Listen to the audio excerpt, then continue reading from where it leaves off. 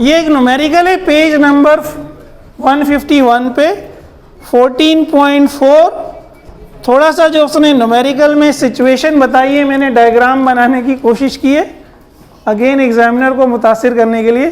Diagram के बगैर भी ये सवाल हो सकता है, आपकी मर्जी है, लेकिन बना दोगे तो एग्जामिनर क्या हो जाएगा भाई, खुश हो जाएगा। पढ़ने वाला बच्चा है, पढ़ने वाला, थोड़ा रहम कर लेगा आगे अगर कहीं गड़बड़ की होगी तो। ठीक है, इससे मुझे एक वाक़या याद आ गया। 9th में सिंधी, अब तो पता नहीं 10th में हो गई है शायद, 9th में ही है। तो बहरहाल 9th में सिंधी थी, हमारे एक दोस्त का सिंधी का पेपर फेल हो गया 9th में भी। फिर जब उसने सप्ली में दिया, सप्ली में भी फेल हो गया। अब मैट्रिक का भी रिजल्ट आ गया फाइनल, एक सही है। 9th का पेपर आप 10th के साथ देते ना, वो सप्ली उसने दे दी 10th में, फिर भी फेल हो गया। अब पूरा रिजल्ट आ गया, सारे पास है, सिर्फ सिंधी फेल है। और उसको सी ग्रेड या बी ग्रेड के लिए पता नहीं 50 नंबर या 60 नंबर चाहिए थे सिंधी को निकाल के।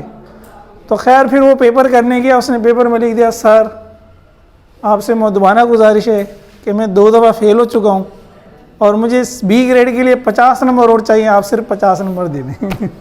तो उसके 85 नंबर आए। ठीक है, लेकिन ये कम होता है, वो सिंधी का टीचर कोई ज़्यादा ही मेहरबान था, या हो सकता है उसने किया हो ठीक पेपर। आमतौर पर टीचर इन चीज़ों को क्या करते हैं, इग्नोर कर देते हैं चेक करने वाले, क्योंकि एक चक्कर के ऊपर दूसरा चक्कर होता है, फिर मास्टर चक्कर होता है। सही है, तो आप इस उम्मीद पे कोई लैला मजनू की कहानी लिख के नहीं आ जाना। ठीक है, जो जितना आता हो लिख देना, बस खाली नहीं छोड़ना। बाद स्टूडेंट कहते हैं यार ये क्वेश्चन तो मुझे पूरा नहीं आता, तो वो सिरे से क्वेश्चन अटेम्प्ट ही नहीं करता, जितना आता है उतना लिख लो, उसके नंबर एग्जामिनर क्या करेगा, दे देगा। चलिए इस प्रॉब्लम को देखें। A straight metal rod 50 centimetre long, metal की रॉड है, उसकी लेंथ है 50 सेंटीमीटर। इसको ऐसा यूनिट में कन्वर्ट किया, मीटर बनाया, 100 से क्या कर दिया, डिवाइड कर दिया, तो लेंथ क्या हो गई 0.5 metre. Can slide with negligible friction on parallel conducting rails, वो फिसल सकती है रेल पर, पटड़ियों पर, जिस तरह रेलगाड़ी पटड़ी पर चलती है ना, इसको हमने रेल्स पर रख दिया। ये वो 2 रेल्स हैं, ठीक है, कंडक्टर को रेल्स पे रख दिया। ये रेल्स पर क्या हो सकता है, स्लाइड कर सकता है, मूव हो सकता है। फ्रिक्शन इग्नोर कर दें, नेग्लिजिबल है। और एट राइट एंगल रखा हमने इसको, it moves at right angle, ये राइट एंगल में मूव करेगा, किसके, टू द मैग्नेटिक फील्ड। तो थीटा क्या हो गया 90, मैग्नेटिक फील्ड 0.72 वेबर पर metre square. The rails are joint to a battery of EMF 3 volts, आपने इसको 3 वोल्ट की बैटरी से जोड़ा है, and a series resistance of 1.6 ohm, और 6 ओम 1.6 ओम की रेजिस्टर है। Find the force required to hold the rod at rest, वो फोर्स मालूम करें जो इस रॉड को रेस्ट में रखने के लिए, हरकत में रखने के लिए चाहिए। आपने रॉड को मूव होने नहीं देना। कल हमने पढ़ा था जब रॉड मैग्नेटिक फील्ड में होगी और उसमें से करंट गुजरेगा, तो मैग्नेटिक फील्ड उस पर क्या करेगी, मैग्नेटिक फोर्स लगाएगी। तो जितनी फोर्स मैग्नेटिक फील्ड लगाएगी आपको उतनी फोर्स लगानी पड़ेगी, तो रॉड मूव नहीं करेगी। यही है ना, एक दूसरे को क्या कर दी, कैंसिल। मैग्नीट्यूड बराबर हो, डायरेक्शन अपोजिट हो।